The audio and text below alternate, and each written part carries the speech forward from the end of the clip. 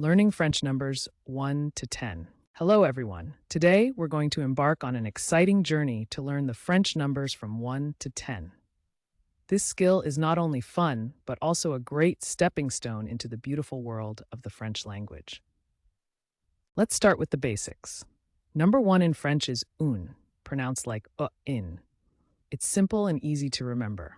Just think of it as the beginning of many French adventures. Moving on to number 2, which is de. It sounds like duh. Imagine you're agreeing with someone in French, and you'll remember de easily.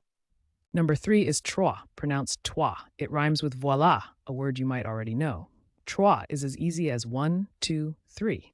Next up, number 4, which is quate. Say it like cat root, it's like saying cat with a twist at the end.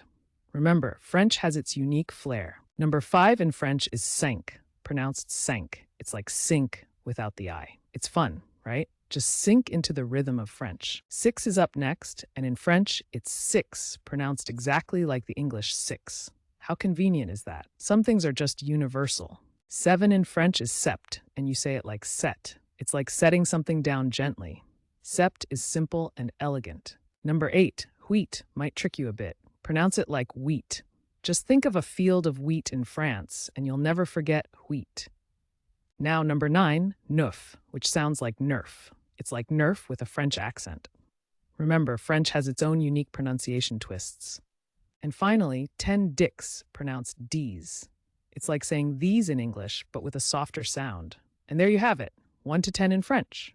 Congratulations on taking your first steps into learning French numbers. Remember, practice makes perfect. Keep practicing these numbers, and you'll be counting in French in no time.